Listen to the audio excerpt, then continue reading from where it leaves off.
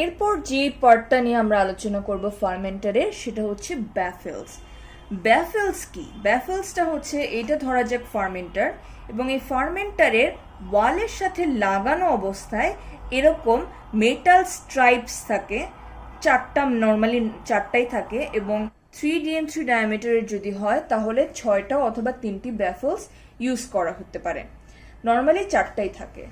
এবং এই ব্যাফেলের কাজ কি? ব্যাফেলের কাজ হচ্ছে ভর্টিক্সিংকে প্রিভেন্ট করা এবং এরেশন এফিসিয়েন্সিকে বাড়ানো।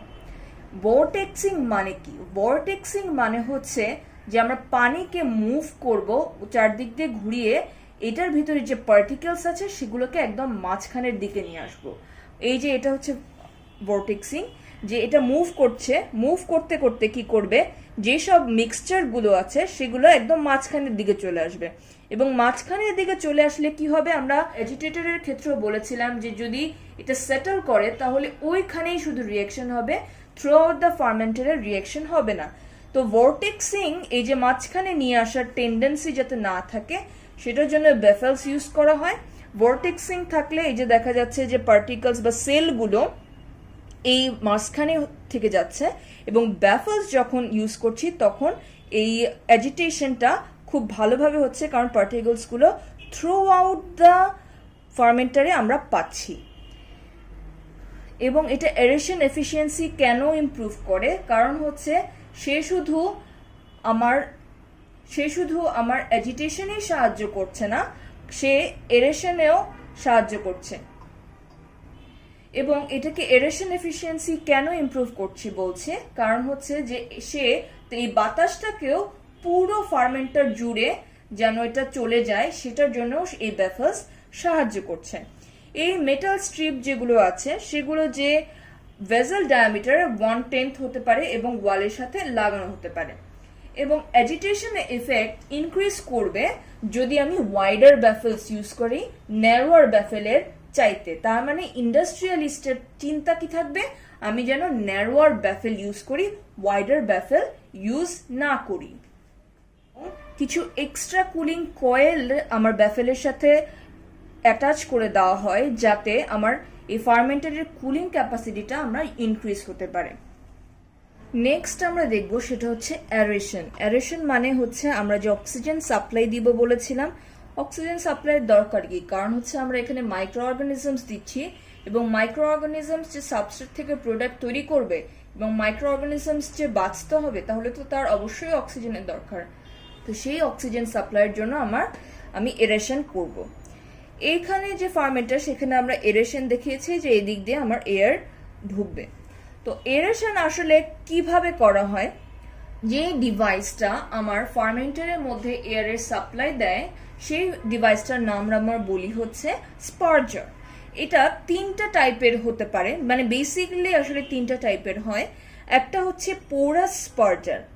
পোরাস স্পার্জার আসলে মেইনলি ল্যাবরেটরি স্কেলে ইউজ করা হয়, এবং এটা সেই ধরনের ভেসেলে ইউজ করা হয় যেখানে অ্যাজিটেশন হয় না। এবং এই পোরাস স্পার্জারটা গ্লাস, সিরামিক অথবা মেটালের তৈরি হতে পারে, এবং এটি খুব কম এয়ার দিতে পারে ফার্মেন্টারের ভিতরে, কারণ হচ্ছে প্রেসার ড্রপ হয় এটার মধ্যে মাইক্রো অর্গানিজমস গ্রো করে এয়ারের ব্লকেজ ঘটাতে পারে। তাহলে আমরা পোরাস স্পার্জারের এই ক্যারেক্টারিস্টিক্স গুলো দেখে নিলাম। এরপরে আমার যে স্পার্জারটা আছে সেটা হচ্ছে অরিফিস স্পার্জার। অরিফিস স্পার্জার হচ্ছে যে এরকম টিউব লাইক স্ট্রাকচার থাকবে, এবং টিউবের মাঝখানে এরকম পোর দিয়েই আসলে আমার এয়ারটা ঢুকবে, বের হবে। তো এগুলো হচ্ছে টিউব লাইক স্ট্রাকচার, এখানে একটা পোর আছে, সেটার মধ্যে দিয়ে আমার ফার্মেন্টারের ভিতরে আমার এয়ার সাপ্লাই আমি দিব। তো স্পার্জার হোলস আমার মিনিমাম 6 মিলিমিটার ডায়ামিটারের হতে হবে, এই হোলগুলো 6 মিলিমিটার হতে হবে। এবং এখানে যে পোরাস স্পার্জারের ক্ষেত্রে আমরা বললাম যে প্রেসারে ড্রপ হয়, ক্লগিং হয়, মাইক্রো অর্গানিজমস দিয়ে প্রেসারে ড্রপ হয়, ক্লগিং হয়, এইটা আবার অরিফিস স্পার্জারে হয় না। সো আমরা বলতে পারি পোরাস স্পার্জারের চাইতে অরিফিস স্পার্জার হচ্ছে একটু বেশি ডেভেলপড, এবং এটা মেইনলি ইউজ করা হয় হচ্ছে অ্যাজিটেটরের সাথে কম্বিনেশন করে। আমরা পোরাস পার্জারে বললাম কি এখানে নন এজিটেটেড যেসব ভেসেল, যেখানে এজিটেটর নেই, সেখানে এই পোরাস পার্জার ইউজ করা হয়। কিন্তু এই অরিফিস পার্জারে আমার এজিটেটর থাকতে হয়। এবং এজিটেটর ছাড়া যদি আমরা ইউজ করি এই অরিফিস পার্জার, তাহলে আমরা কোথায় ইউজ করি, সেটা হচ্ছে এসিপি, ইস্ট প্রোডাকশন এবং এফ্লুইড ট্রিটমেন্টে আমরা এজিটেটর ছাড়া অরিফিস পার্জার ইউজ করি, যেটা আমাদের এয়ার সাপ্লাই দেয়। এরপরে যে আরেকটা স্পার্জার আছে সেটি হচ্ছে খুবই কমন, সব জায়গায় মেনলি ইউজ করা হয় নোজেল স্পার্জার, এবং এটা হচ্ছে এরকম পাইপ লাইক স্ট্রাকচার, এবং এই পাইপের মধ্যে দিয়ে আমার এই যে এভাবে এয়ার বের হয়। এটা আসলে এয়ার বাবেল পাইপের মধ্যে দিয়ে বের করে দেয়, এবং এটা ইম্পেলারের নিচে থাকে, মানে এখানে অ্যাজিটেটর থাকে এবং অ্যাজিটেটরের নিচে এটা এই নোজেল স্পার্জারটা থাকে। পোরাস স্পার্জারের ক্ষেত্রে আমরা যে প্রেসার ড্রপ এবং ক্লগিং এর প্রবলেম দেখলাম, এই নোজেল স্পার্জারেও এই খুবই কম প্রেসার ড্রপ হয় এবং ক্লগিং হয়ই না বলতে গেলে। এছাড়াও আরেকটা আমার স্পার্জার আছে, সেটা হচ্ছে কম্বাইন্ড স্পার্জার অ্যাজিটেটর। মানে এই যে অ্যাজিটেটর শাফট এবং তার ব্লেড, এবং তার ব্লেডের মধ্যে হচ্ছে এখান থেকে আমার এয়ার সাপ্লাই হয়, এয়ার ইনপুট হয়, এজিটেটর শেপ দিয়ে যায় এবং তারপর এয়ার বের হয়ে যায় এই যে এই স্পার্জার দিয়ে। তার মানে এই ব্লেডের মাঝে হচ্ছে এই স্পার্জারটা আমরা পাই।